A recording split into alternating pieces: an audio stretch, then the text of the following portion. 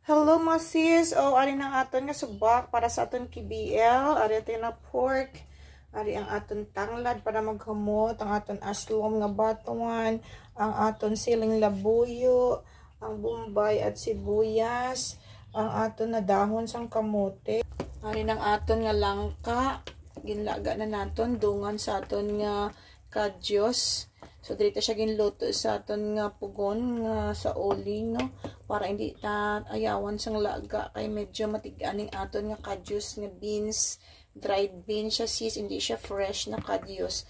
Para naton nga kadyos gindungan to siya laga upod sa langka para maruntok kit siya, no. So kagabi ko pa ni ginuluman ng aton nga kadyos tubig, no, overnight para nga humok gawa kay dried, no, dried siya, hindi siya fresh. So medyo ayawan ta sinikalaga kay matiga, medyo matrutiga ang aton nga kadyos nga ano siya gani ang dried na seeds ang kadyos. So ara na gilaga ako siya upod ang aton nga langka, ara na dunga na lang para hindi ta ayawan sa laga sis. So ang kadyos ara gawa siya sa dalom, nagapabili, no, medyo damo-damo ako nang ginluto sini kay parang nami siya kun madamo sang kadyos kang langka, medyo nami siya kun maruntok gid, no. So amo na aton panyaga subong, no, sis, ang aton nga KBL kadyos baboy and langka with matching subak na pork. So later amat-amat ta siya ginluto para temprano pa ta kita kapanyaga karon mga sis.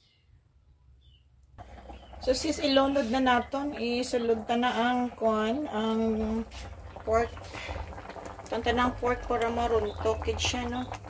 Maruntokid siya upod sa aton nga langka. Sunod ta mandungan ang aton nga tanglad para mahamot gid.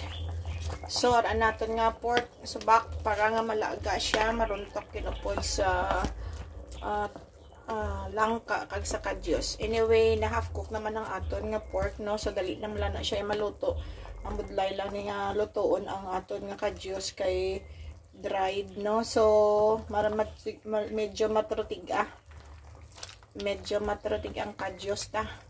So ara naton nga tanglad para mahamot gyud ang aton nga linuto. Putangan ta siya sang tanglad. Okay, kadlagaon. So sis, nagbukal na, no, medyo nagapaninghamot ng tanglad ara na nagbukal na, mahumok na ang aton nga kadyos kag ang aton nga langka, ora pati ang aton nga baboy na ano na. So medyo naghumok ng aton nga langka, pero ang kadyos naton kay dried ang aton nga kadyos, so medyo matiga, no, medyo matiga man gihapon ang kadyos naton, need gid siya lagaon, narintok na gawa ang aton nga langka, mahubok na siya.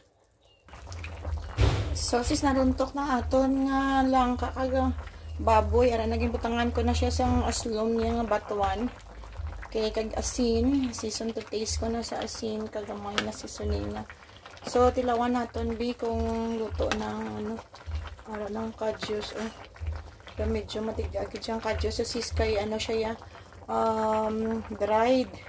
So tisingan naton bi kay ilunod ta ng aton nga dahon sang kamote.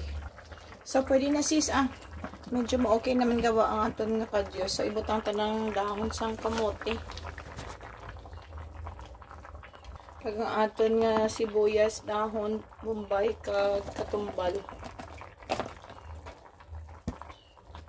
Ara na sis, butang na natin sa dahon sang kamote. Ang iba niya nagaluto sang KBL, wala niya siya ginabutangan sang dahon kamote, no.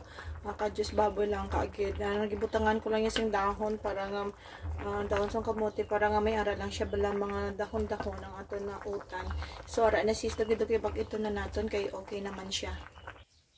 So naluto ng aton nga KBL with dahon sang kamote. Ready to eat na sa panyaga natin sis, no. Ayan. Wow, liik ko natin be. Lugayon ta. Okay, naruntok na gid man ang langka kag ang baboy. So, namit siya kay batuan ng aton aslom, no? So, takam-takam. Ayan. Thank you for watching. Bye!